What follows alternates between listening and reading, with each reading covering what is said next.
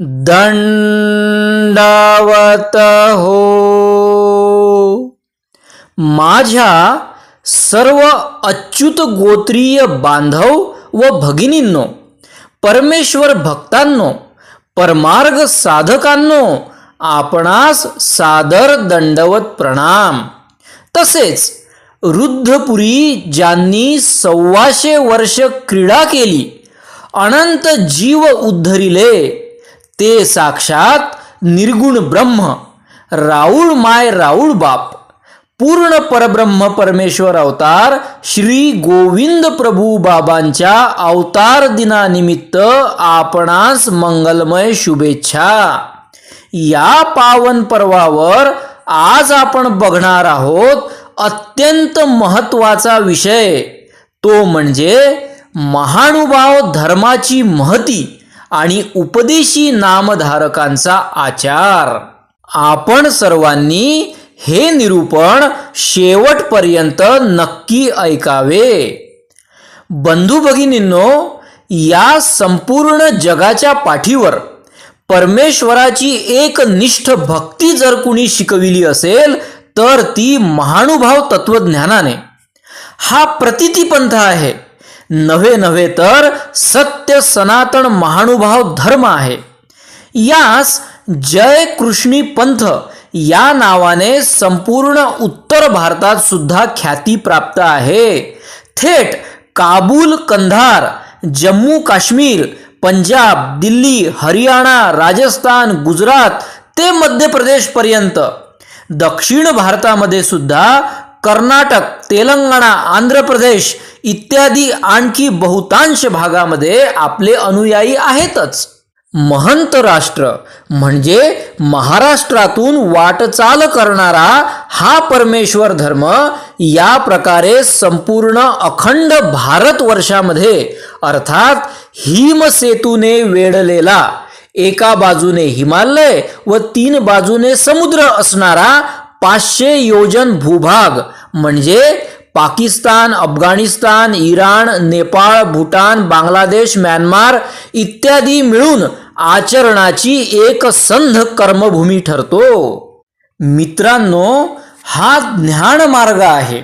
भगवद्गीतेमध्ये 4th अध्यायातील प्रथम 3 श्लोकांमध्ये श्रीकृष्ण महाराज सांगतात, इमं विवस्वते योगम प्रोक्तवानहं व्ययम विवस्वान्मनवे प्राह मनुरिक्ष्वा कवे ब्रवीत एवं परंपरा प्राप्त मीमं राजर्षयो विदुः स काले नेह महता योगो नष्टः परंतप स एवायं मया तेद्य योगः प्रोक्तः पुरातनः भक्तोसी मे सखा चेती रहस्यम हेतदुत्तमम.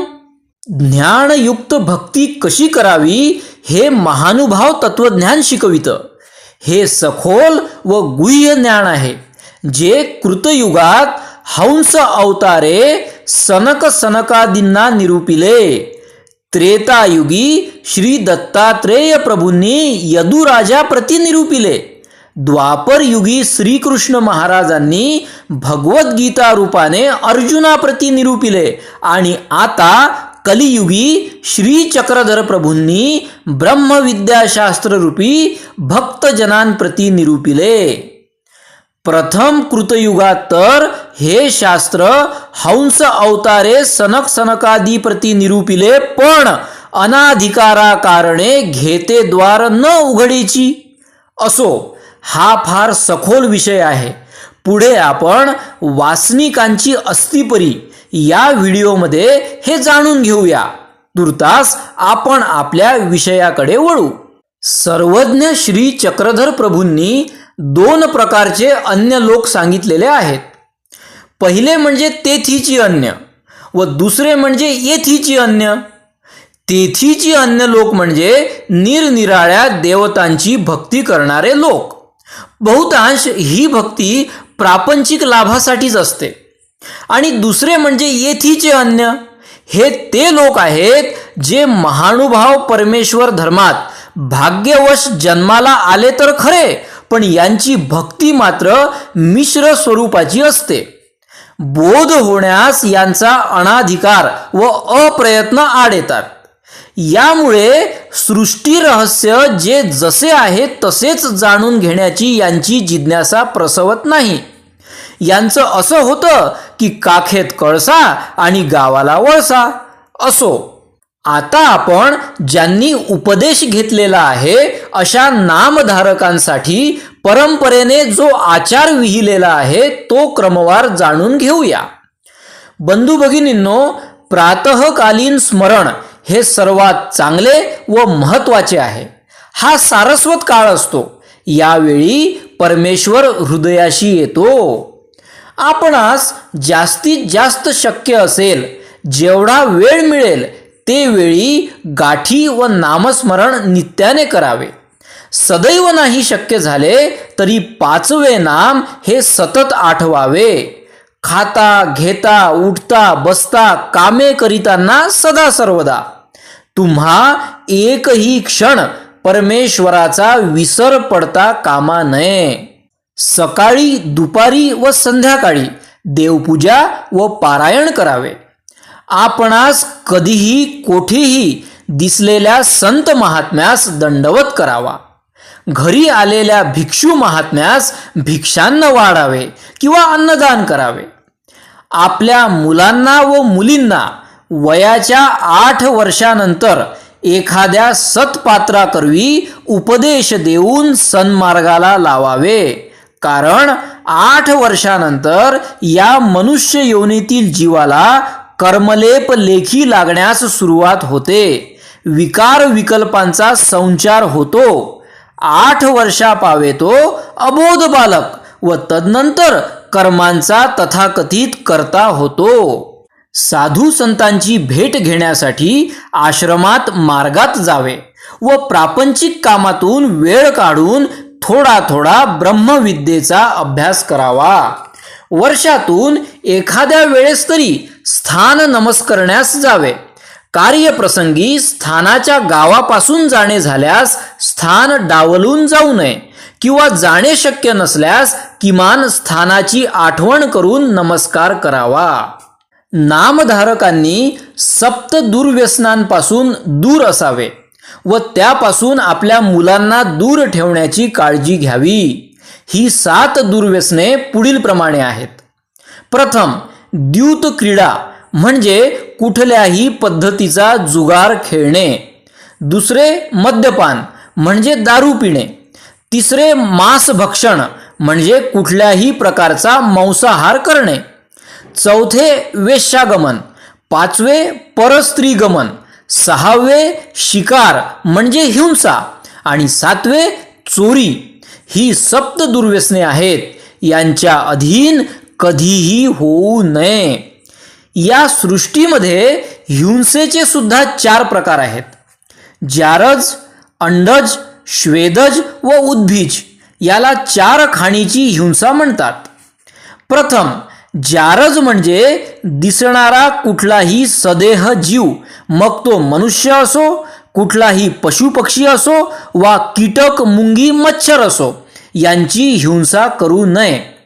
दुसरे, अंडज म्हणजे अंड्यातून जन्म घेणारे जीव, नव्हे तर अंड्यांमध्ये असणारा गर्भरूप जीव, याची हिंसा आपणाकडून होऊ नये.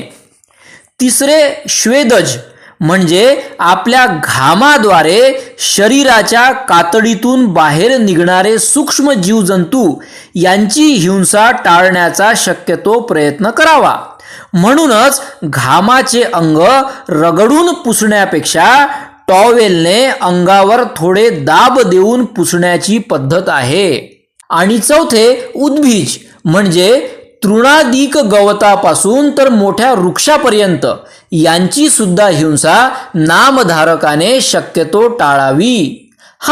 शेती व्यवसायामध्ये गरजेपुरते करावे. आता पुढे, साधू संतांची व इतर कोणाचीही निंदा करू नये. कोणाशीही वैर करू नये. तांत्रिक मांत्रिकांची संगत टाळावी. अधर्मी लोकांचे अन्न भक्षण करू नये.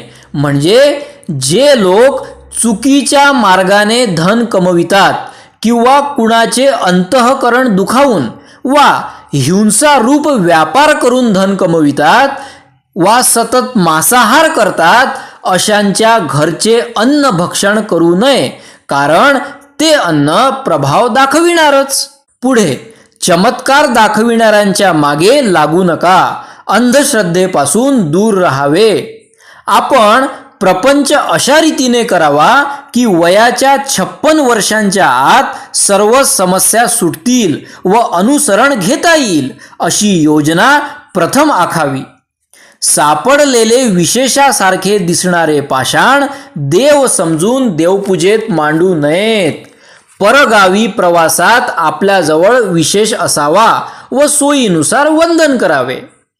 पितळी, श्रीकृष्ण व इतर प्रतिमा देवपूजेत मांडू नयेत. तसेच फोटोची पूजा करू नये. नामधारकाने आपल्याकडील पाळीव प्राणी म्हणजे गुरे विकताना खाटीकास जाणार नाहीत ही दक्षता घ्यावी. तसेच ज्या प्राण्यांची लोक हिंसा करतात ते प्राणी पोसू नयेत. पोपटास पिंजऱ्यात कैद करून ठेवू नये, त्याचे स्वातंत्र्य हिरावू नये. नामधारकाने उपवासाधिक व्रत करू नये. बरेचसे लोक जन्माष्टमीचा उपवास वा दर पौर्णिमेचा उपवास करताना आढळतात.